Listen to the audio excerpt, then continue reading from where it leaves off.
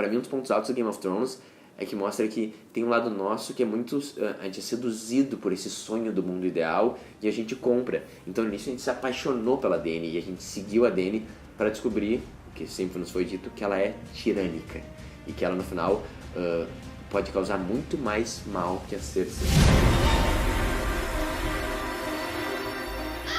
Chegou no fim uma das séries mais prestigiadas da história e a gente pode dizer que o final foi no mínimo decepcionante.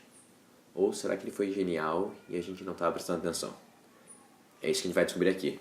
E eu vou fazer isso fazendo uma análise mais metafórica, no sentido que se a gente interpretasse tudo o que aconteceu como se fosse partes dentro da gente, cada personagem fosse meio que uma personalidade, um pedaço nosso, e qual a mensagem que tem ali sobre como a gente pode viver nossa vida e viver melhor nossa vida, que está escondido no Game of Thrones. Então vamos lá. Tudo começa com o cara mais importante no início, é um cara chamado Ned. Ned.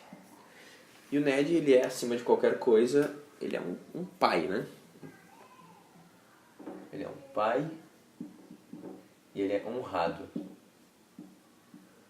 Dá pra dizer que quase ninguém no reino tem a honra como o Ned tem. Em contrapartida, tem uma pessoa que aparece, nisso a gente não sabe que ela é tão importante, mas ela faz quase esse outro lado dele, que é uma garota chamada Cersei. Desculpa a minha letra, que a caligrafia não é meu forte. E a Cersei, ela é da mesma forma, principalmente uma mãe.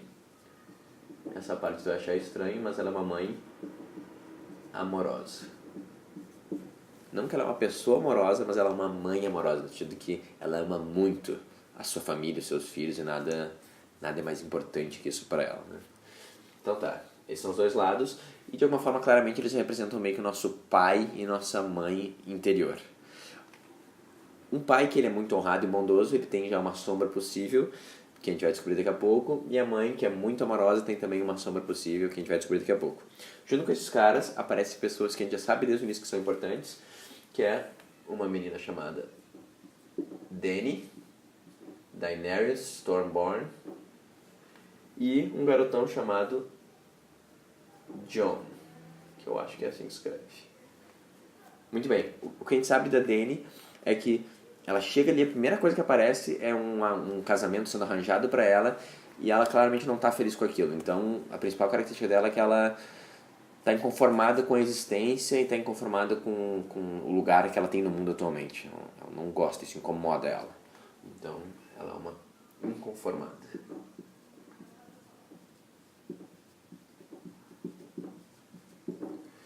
E a gente tem o Jon meio que no outro oposto, ele é um bastardo e as coisas simplesmente são como é. Ele reconhece porque as coisas estão desse sentido, ele reconhece a ordem das coisas, e mais importante, ele reconhece o seu lugar, né? Então ele está no espaço de... Ele é o cara mais humilde da série inteira, mas para ficar mais claro, ele representa o conformismo, né? Ele é um cara conformado.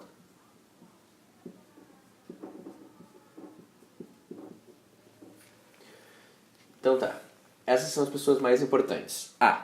Tem uma pessoa que a gente acha que não é tão importante, mas na realidade ela sempre é a série inteira. E eu acho que é uma grande reviravolta na história. E eu vou explicar como desde o início ela faz sentido. Que é um bonitão chamado Bran. Agora o que Bran é, se for parar pra pensar? Ele simplesmente é uma criança. Acabou, essa é toda a descrição que é necessária. Ele é inocente, ele não sabe nada sobre a vida, então claramente ele tem uma idade já até um pouco mais alta, mas ele ainda age como uma criança, né? Ele não conhece as coisas, ele está fechado naquele castelo ali, né? Então, o Bran é, acima de qualquer coisa, uma criança. Agora, qual é o catalisador de toda a série, que é o final do primeiro episódio? É quando o Bran, na sua inocência, naquele mundo totalmente protegido, que tu vê que claramente ele está protegido há muito tempo, que nem acontece com muitas das pessoas, né? A gente fica meio que num espaço só de amor e cuidado, onde o mundo não entra. Mesmo assim, é como se aquela ideia que não tem como proteger o nosso filho ou o bebê, a nossa criança interior, da realidade do mundo e do sofrimento do mundo. Então, mesmo ele estando super protegido ali naquele espaço de honra e controle ali, fechado, de alguma forma o mundo real dá um jeito de entrar ali. Então, ele está na sua inocência lá, ele meio que abre uma portinha, ele abre um véu, ele consegue ver um pedacinho do mundo real. E o que ele vê? ele vê sofrimento, ele vê corrupção, ele vê sujeira, ele vê incesto. Só que isso é tão disruptivo da realidade que ele estava inserido que ele não consegue suportar essa ideia, né? Então ele é quebrado no meio. Por isso que ele vira, né, Bran the Broken, mas mais importante, ele é ferido. Então, o Bran é legal que ele é bem literal o que ele representa. Ele representa a nossa criança ferida. No sentido que todos nós somos criados, né, os bebês, com só amor, com só cuidado, porque existe um momento que a gente descobre que o mundo não é só isso, existem outras partes do mundo. Independente de quão amorosa e quando for leve, isso é sempre um trauma. Então, de repente, é legal a gente começar até a fazer essa comparação direta, né? Então, vamos imaginar que a gente nasce aqui e no nosso nascimento a gente fica nesse mundo meio maravilhoso, de fantasia, ilusório do amor, até que, eventualmente, ou a gente é exposto ou entra na gente a realidade do mundo. Tem um rompimento. E é sempre doloroso, gera um trauma. A nossa criança ferida, ela conhece a realidade. E é isso que é a dor, né? Então, aqui, de alguma forma, morre. Isso aqui é uma cruz, tá? A inocência. Porque, de alguma forma, a gente... Isso aqui é uma lupa. A gente descobre o sofrimento. Isso nunca é agradável. Isso, às vezes, é tão impactante que a maioria das pessoas, quando perguntam, você tem memória dos 4, de 5 anos de idade? E a gente não tem, justamente para bloquear essa ferida que aconteceu, né? Uma coisa que a gente tem que trabalhar muito para conseguir achar ela. Mas é uma parte fundamental de a gente virar... a gente sai da primeira infância e vai para a segunda infância. Eu vou chamar aqui de primeira infância. E a gente vai aqui para um mundo um pouquinho mais duro, que é a juventude.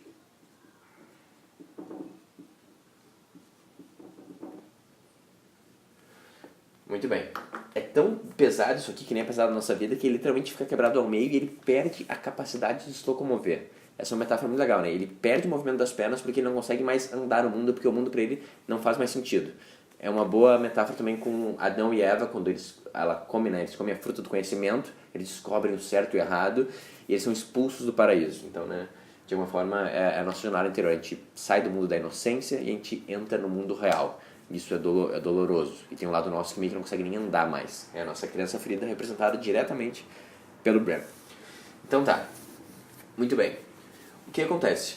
A gente tem aqui a nossa mãe amorosa, que a gente já conseguiu ver um pouco mais, que ela ama tanto, que ela distorce e corrompe, porque ela quer, acima de tudo, é controlar. Então, isso pode representar tanto a nossa relação não sadia com a nossa mãe, no sentido de a gente está sempre ainda dependente dela e buscando afirmação, e vai crescendo e continuar agindo como uma criança, né? Ou o nosso lado em si, que é controlar tudo, que é ser do jeito como tem que ser, que é botar os tentáculos em tudo, né? Se a gente deixar isso aqui solto e não lidar com isso, a nossa mente, ou aqui no caso o nosso reino, ele vai se corrompendo. Então aqui já tem uma ótima metáfora do que acontece quando a Cersei vai ficando cada vez mais poderosa dentro da gente, ou aqui na história.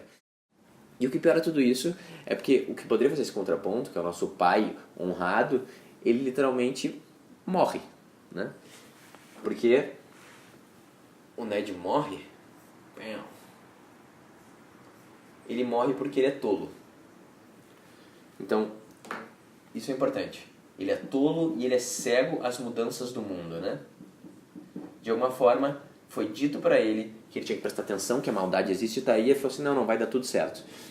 E a gente fica chocado com isso, acha incrível. Isso que é essa história mais velha que existe, né? A história do deus Osíris contra o Sete. O pessoal começa a falar, pô, o Sete é malvado, se liga aí no teu irmão. E ele, não, tá tudo bem, o Sete vai lá e mata ele. Ou mais fácil, nossa cultura pop, o Mufasa não reconhece quão perigoso e maldoso é o Scar, e por isso ele morre pela própria inocência e cegueira.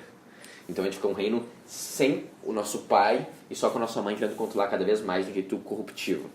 Muito perigoso, não vai dar muito certo.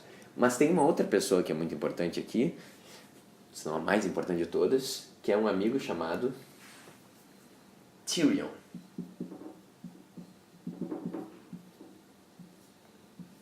Então o que acontece? A gente tem nosso pai honrado que morre por tolice, a gente tem nossa mãe controladora que ela é corrupta e quer dominar tudo, a gente tem nossa criança ferida, a gente tem o nosso lado mais inconformado, o nosso lado mais conformado, E tem o Tyrion. Agora, o que o Tyrion é interessante? De todo personagem, ele é o menor personagem da série. Ele é meio que o mais baixo, ele é o mais fraco, ele é o que parece que tem menos impacto. Isso é feito intencional, seja consciente do George R. R. Martin ou não, porque ele representa algo que é muito pequeno, mas muito importante. E a maior metáfora é com o grilo Jimmy no Pinóquio. Que ele fica lá dentro do ouvido dele, ele é bem pequenininho, ele meio que parece não influencia em nada, mas ele que define tudo. Então o que o Tyrion representa nessa história? Ele representa a nossa consciência, que de alguma forma tem a nossa moralidade. De todos os personagens, ele é o que melhor entende como as coisas se conectam e ele quase sempre toma a decisão mais correta. Ele tem a melhor bússola moral dentro dele. E o que é muito doido, a série começa e a nossa consciência, o Tyrion tá fazendo o quê? Ele tá fazendo sexo sem parar e embriagado. Então isso é um ótimo exemplo. Quando o nosso reino mental está com a nossa consciência sendo embriagada toda hora, indo atrás de vícios e luxúrias e videogames e qualquer coisa, o reino como todo vai se corrompendo. Então já é um alarme para isso, né? Para o quanto que aquela vozinha que tem lá no fundo, tu tá ouvindo ela, tu tá embriagando ela, tapando ela com outras coisas, né? Quando tu vai... Chega no final de um trabalho, tu fala, não vou fazer isso o suficiente, no final muda o relatório. Ou tá chegando numa prova, tu fala assim, chega lá no cara, só copio de alguém. E tem aquela voz lá no fundo que fala assim, cara, acho que isso não é o correto. Acho que isso não é o correto. Então o time representa isso, aquela voz pequenininha e baixinha, só que sabe o que é a coisa certa da errada. E ele deixa claro isso porque ele é o único personagem que se conecta com todos os outros. Ele realmente se conecta com todos os outros porque ele entende todos os outros. Ele é uma ótima representação e bem literal da consciência, né? Ele é o cara que antes tem uma relação com o Jon, depois ele tem uma relação com a Dany. Ele é um pedaço de alguma forma da Cersei, ao mesmo tempo que ele também conhece o Ned. E, o mais incrível, o Bran, ele é nossa criança ferida, nosso lado que não aceita a realidade como é e ainda tá meio que triste porque a gente foi expulso do paraíso. O Tyrion, ele é um cara que ele vai até o Bran e ele fala assim, cara, eu acho que você consegue. Então, enquanto quase todo mundo esqueceu o Bran e não deu valor pra ele, e a gente como telespectador também, ele esqueceu, não tem valor, o Tyrion foi uma das poucas pessoas, porque ele é a consciência que acordou, que foi até ele pensou sobre ele e falou, tá aqui um jeito de tu voltar a se locomover, porque eu acredito que você consegue superar esse trauma. Essa é a mensagem que o Tyrion passou, e ele dá o desenho de uma cela para ele começar a se locomover. Independente se ele usa ou não a ela, o mais importante é que ele fala, eu acredito que você consegue voltar a se locomover e a resolver isso e a curar isso. E o Tyrion tem esse papel fundamental para começar os movimentos do Bran. Muito bem. O que é interessante aqui? A Dany, ela representa o nosso lado inconformado, mas de alguma forma ela também representa o nosso lado feminino. Ela é movida mais pelas emoções e ela tem mais essa força, né? Ela tem mais esse calor, literalmente. Enquanto o Jon, ele é um cara mais frio, ele é um cara mais estruturado e ele respeita as ordens. Então, ele está também claramente representando o nosso lado masculino. Então, vamos desenhar isso aqui, que é o que é mesmo.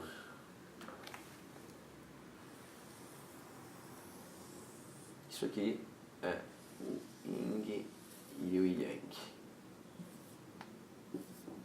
Muito bem. Agora, o que é legal? A gente sofre essa quebra da inocência, a gente entra na juventude. E acontece uma coisa com a maioria de nós, é que a gente vai com o tempo meio que entendendo esse sofrimento do mundo, mas ao mesmo tempo que a gente não aceita. Então, o nosso lado Dany, ele vai crescendo cada vez mais, tendo um ápice na adolescência.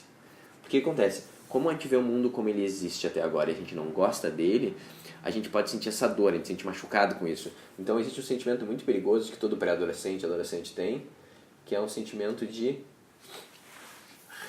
ressentimento, ou escrever que é melhor, rancor.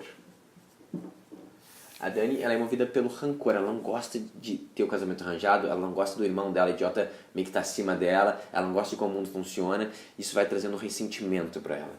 E se isso for alimentado por muito tempo, e esse ressentimento que vem do sofrimento, ele pode evoluindo, se não ser cuidado, até um ódio. E é notável que a Dany é movida por ódio no momento que ela realmente se vinga do irmão dela, que é o que representa a estrutura e a hierarquia, ela não respeita, e ela queima ele com ouro derretido, né? Então, ela não está só fazendo a coisa correta, ela não está sendo movida pela consciência, ela está sendo movida por ódio mesmo, por rancor de como as coisas são. E isso, desde o início, nos foi sinalizado pela Dany, e só com o tempo só aumenta.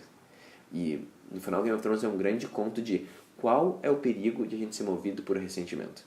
Essa é a parte mais importante, eu acho, mas a gente vai chegar lá. Então tá, o ressentimento vira ódio, e a gente vai fazendo isso, não aceitando a realidade como ela é. Esse é o perigo da Dany. Qual é o perigo do Jon? Como ele é muito conformado, ele não se move.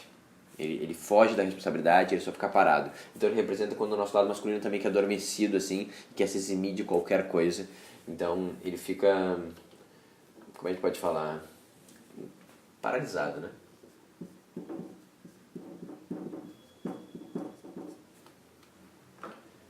Muito bem. Só que o que acontece? Enquanto o ressentimento da Dani vai aumentando também o poder dela. E isso representa da gente as emoções não processadas crescendo sem parar, e esse ódio, esse ódio. Então, isso aqui, ele nunca começou assim, na realidade. Desde o início, o John tinha só um pedacinho aqui. E a Dani foi dominando, né? A Dani foi crescendo cada vez mais, para todos os lados. Esse nosso ressentimento ele foi crescendo, ele foi dominando todo o reino. É isso que a Dani representa. E saindo um pouco da metáfora direto da nossa mente, fazendo uma metáfora para fora, ela também representa o nosso lado, o arquétipo do rebelde, o arquétipo de quem quer quebrar as correntes e quebrar a roda, ela fala. E ela vende esse sonho de que eu vou construir um mundo melhor, um mundo ideal. Isso é muito doido, porque exatamente essas frases que o Hitler falava, é parecido com o que Lenin fala também. Então, ela representa como é perigoso essa ideia desse mundo que não existe ainda e que ele é muito melhor, ele nos gera poder fazer as piores coisas da humanidade. Porque é importante, como é que tu justifica algo atroz? Como é que tu justifica algo que é totalmente não ético? Tu só justifica isso se tu contar uma história antes que está sendo feito algo pior ainda. E ela conta essa história, que nem Hitler contava a história que os judeus estavam nos oprimindo, eles eram horríveis e malvados, isso tem que ser lidado. Então, para mim, um dos pontos altos do Game of Thrones é que mostra que tem um lado nosso que é muito... a gente é seduzido por esse sonho do mundo ideal e a gente compra. Então, nisso, a gente se apaixonou pela Dany e a gente seguiu a Dany para descobrir, o que sempre nos foi dito, que ela é tirânica. E que ela, no final, pode causar muito mais mal que a Cersei. Isso é difícil imaginar, né? Porque a Cersei é o establishment, ele é corrupto, ele quer controlar tudo, mas mesmo assim é pior ainda a Dany. Então nos mostra que se a gente tivesse provavelmente lá na Segunda Guerra, na Alemanha, a gente seguiria o Hitler, a gente seria seduzido por aquelas ideias, porque ela tem uma beleza nessa ideia, né, de criar esse mundo melhor. Os bolcheviques na Revolução Russa também, no momento que eles ganharam força, eles entravam e todo mundo que tinha algum tipo de patrimônio eles matavam. Eles iam em fazendas, matavam o fazendeiro e matavam os filhos dos fazendeiros, com a desculpa que eles já têm o sangue contaminado e eles têm que ter novos tipos de pessoas que não têm essa nobreza, essa noção de propriedade. Então olha que doentio, eles justificaram as piores coisas do mundo para criar esse mundo ideal que no final não existe, né? E é uma grande armadilha infantil. E esse que é o ponto. A Dany ela vai crescendo, movida por ódio e ressentimento, por essas ideias consolidadas de como que o mundo tem que ser. E no final ela fracassa em amadurecer e vir para o mundo real. E por isso o próprio sistema ejeta ela.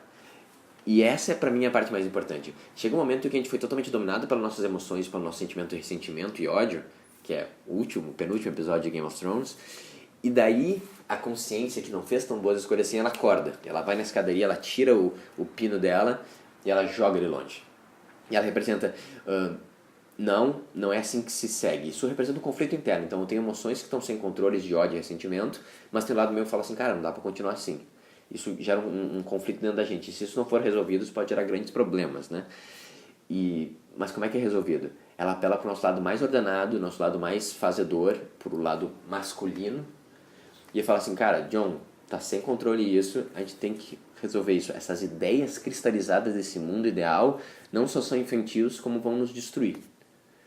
E daí acontece a coisa mais incrível, que o John e a Dany, no final, eles sempre foram a mesma coisa, eles vieram do mesmo lugar, né, representado pelo Targaryen, eles são dois lados da mesma moeda, ele vai lá e ele acaba com essa ideia cristalizada do mundo ideal. Essa ideia baseada em ressentimento e ódio, né? Então, ele acaba com a Dany, mas não no sentido que ele acaba com o feminino, que o feminino não pode morrer. Ele é representado pelo Drogon, que ele mantém vivo. O dragão, eles são as emoções, ele é o caos, né? Então ele pega e volta a voar pelo reino assim, de uma forma mais fluida e livre, não controlada e cristalizada, que nem ele está fazendo, que era totalmente destrutivo. Então isso é uma grande chamada para ver qual é o lado nosso que está com ideias cristalizadas, querendo brigar com a realidade, e o quanto que a gente está cuspindo fogo em tudo, não só dentro da gente, mas em todo mundo. Nossos relacionamentos e nas dinâmicas sociais, quanto que a gente é só uma pessoa que não aceitou aquela dor inicial e está movida por ressentimento, querendo destruir tudo. E o quanto que no final quem mais sofre com isso é a gente. Então no momento que a Dany morre, e morre nossas ideias cristalizadas do mundo ideal que toda criança tem, adolescente tem, a gente tem uma ruptura aqui. O feminino volta a fluir novamente, isso aqui volta a se equilibrar, né? E a gente entra na maturidade. A maturidade acontece com a consciência acordando e com o feminino e o masculino se equilibrando, a gente matando nossas ideias cristalizadas movidas pelo ressentimento. E daqui a gente segue em diante. Então só isso já é meio que uma representação de como a gente poderia viver a nossa vida de forma melhor e como a gente pode não ficar preso nesses detalhes, né? Sendo movido por esse rancor, por esse inconformismo, ou ficando parado sem fazer nada, que nem o John faz. Então a gente chega na parte mais importante, que o masculino e o feminino se equilibraram de alguma forma, né? O dragão, que é super poderoso, ele está solto e fluindo. O John voltou a fazer o trabalho dele, que é ingrato, mas é necessário. Daí tu pensa, então, a consciência é a pessoa que deveria reger a nossa mente. No sentido de, o Tyrion deveria ser o rei. Isso é a parte legal, que o Tyrion se dá conta que ele, por si só, não é confiável. Porque a consciência é o nosso lado mais que une tudo, é o nosso lado mais o racional e emocional. Só quando ele se apaixona por ele mesmo e vira só essa visão analítica das coisas, ele também está totalmente aberto à ruína e ao fracasso. Tem que existir dentro da gente um valor maior que a própria racionalidade, que a própria consciência e inteligência. A gente tem que ter algo que nos guia. Por mais que a consciência seja quem opera, tem que ter algo acima disso dizendo o caminho. E o que ficaria acima da consciência? Teria que ser algo que representa a nossa principal potência, como se fosse a nossa parte mais sagrada e divina dentro da gente, que não só sabe o que é certo e o que é errado, mas é movido por valores maiores. E o que é isso? Isso é a nossa criança, que é a nossa potência, é o nosso lado mais imenso de todas as possibilidades, só que ele saiu agora dessa dor e desse trauma e não consegue mais andar. E o que ele fez? Ele fez a coisa mais difícil. Ele atravessou os limites da consciência, que é a muralha, entrou dentro do nosso inconsciente, que são os wildlings, são os selvagens, são os White Walkers, navegou dentro das nossas origens e de uma forma entendeu toda a nossa história. E não só entendeu, como fez as pazes com tudo que acontece. Quando o Jaime encontra com o Bran e ele fala desculpa por ter te empurrado e ter feito tu virar paraplégico, ele fala assim, se tu não tivesse feito isso, tu não estaria aqui. E eu não estaria aqui também. Então, ele não só faz as pazes com as dores, o rompimento do sofrimento que a gente foi apresentado, como ele entende que aquilo foi importante, ele chega num espaço até de gratidão. Então, só quando a nossa criança ferida realmente faz o trabalho, investiga e integra tudo, ele vira o dono da própria vida. Porque ele entende toda a nossa história, ele reconhece, ele é grato por ela, ele está no estado de paz com a existência. E por mais que ele não saiba exatamente como ordenar e fazer as coisas, que nem o Tyrion sabe, ele tem o maior valor de todos, que é o valor da história integrada e da paz com a existência. E é até legal que ele fica claro, tá, mas como é que isso opera no dia a dia? Eles sentam numa reunião de conselho só, que a gente tem uma olhada, o Tyrion que realmente é quem vai fazer tudo, mas o Bran fala, cadê o Drogon, cadê o dragão, cadê o nosso lado feminino, que né, ele foi machucado ainda agora, mas está fluindo. É importante a gente cuidar do nosso lado feminino. E ele falou assim, ninguém sabe. Ele falou assim, tá bom, deixa eu ver se eu consigo encontrar ele. E ele sai no sentido que, cara, eu vou tentar continuar organizando, entrando em equilíbrio e integrando tudo. E a consciência, sendo liderada por esse valor mais alto, consegue entrar no estado de realização plena e de potência. Então, que incrível. Esse final, ele é broxante, ele é frustrante. Não tem uma grande vingança, não tem uma grande morte, não tem uma grande reviravolta. E por isso que todo mundo fica chateado. Porque de alguma forma tem a nossa criança ferida interior que ainda quer que as coisas sejam diferentes. A gente já quer voltar para o nosso jardim do Éden, a gente quer voltar para a inocência. O que eu acho incrível dessa mensagem mais de arquétipos, né, das coisas mais inconscientes que tem dentro da gente, é que por mais que a gente não entenda tudo isso, quando a gente está vendo, de alguma forma isso passa e bate na gente. E no final Game of Thrones está sendo um grande chamado para, cara, o teu lado masculino ele tá realmente agindo no mundo, ele tá fazendo o que tem que ser feito independente do quão desagradável é. O teu lado feminino ele tá sendo descontrolado, levando por crenças cristalizadas, movida por rancor. Isso não é bom pra ti, não é bom pra todo mundo. A tua consciência tá acordada ou ela tá embriagada com vícios? E mais importante, a tua criança ferida, ela tá indo em direção de paz, de integração da tua história, de reconhecimento dos teus antepassados, dos teus pais, de tudo, ou ela tá só ainda reclamando em dor e não querendo olhar pra isso? Porque se de alguma forma tu começar a fazer tudo isso que foi feito no Game of Thrones, talvez o caminho mais fácil para tu ter uma vida mais plena, feliz e potente. Então, de repente a gente pode usar isso como chamado e realmente fazer isso. Bem, essa foi aqui minha viagem sobre qual é a representação mítica do que aconteceu no Game of Thrones. Tem um monte de coisa muito importante sobre a representação dos White Walkers, do Rei da Noite, a Sansa, a Arya, o Jaime, que dá pra entrar mais a fundo e dá pra entrar um monte de história. Então, se tu achou legal, se tu quer que a gente comece a falar mais sobre isso, comenta aqui. Se tu acha que eu viajei em alguns pontos, também comenta aqui. Ou mais legal a gente começar uma conversa e usar esses entretenimentos, as obras de arte, para algo mais que só a gente ficar no domingo vendo lá e conversando no trabalho, mas de repente como um caminho de reflexão e de autoconhecimento, que a gente possa ser uma pessoa melhor depois por passar por essa experiência. Valeu e até a próxima.